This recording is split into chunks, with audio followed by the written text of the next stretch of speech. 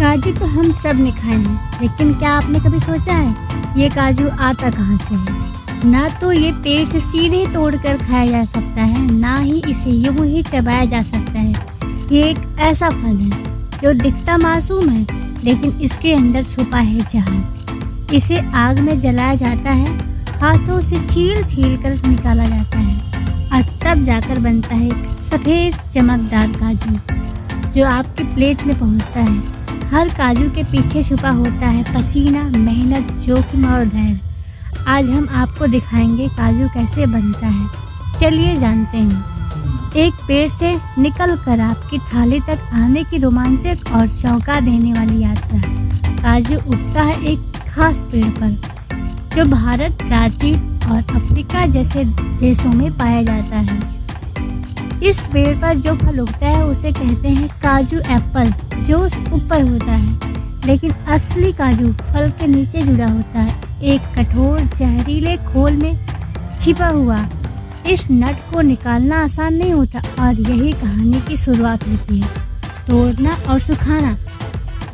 काजू फल को पेड़ से तोड़ने के बाद किसानों द्वारा काजू एप्पल से नट को अलग किया जाता है।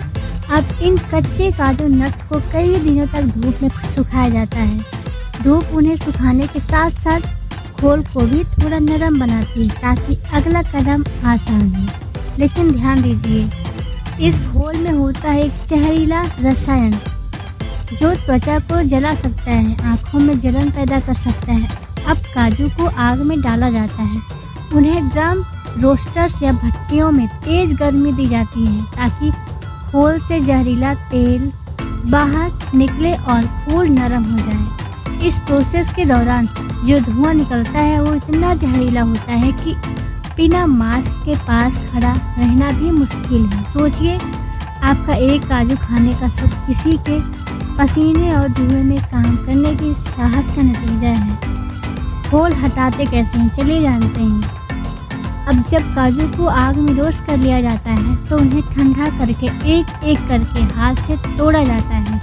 हर एक काजू को बड़ी सावधानी से कटर टूल से खोला जाता है, क्योंकि अगर जरा सी भी ज़्यादा ताकत लग जाए तो काजू टूट सकता है और उसकी कीमत आधी हो जाती है।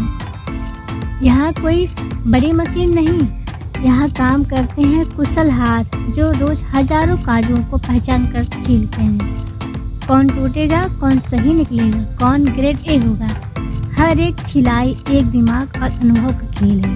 अब तक जो काजू निकला है वो पूरी तरह सफ़ेद नहीं होता, उस पर होती है एक पतली भूरे रंग की परत, जिसे हटाने के लिए काजू को या तो स्टीम में सॉफ्ट किया जाता है या फिर हाथों से घिस कर साफ किया जाता है। इसके बाद शुरू होता है ग्रेडिंग का काम।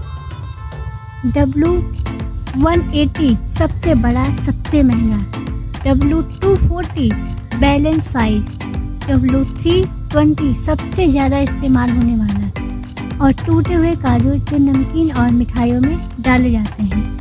यहाँ से काजू को बांटा जाता है उसकी शेप, साइज और परफेक्शन के आधार पर, क्योंकि हर काजू की कीमत उसके आकार से तय होती है, सिर्फ स्वाद से नहीं, पैकिंग और बाजार तक की यात्रा।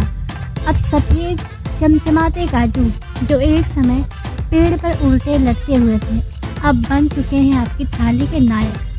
इन्हें बड़े पैमाने पर वैक्यूम पैकिंग, टीन पैक या पाउच पैक में बंद किया जाता है और फिर भेजा जाता है देश और दुनिया भर के बाज़ारों में।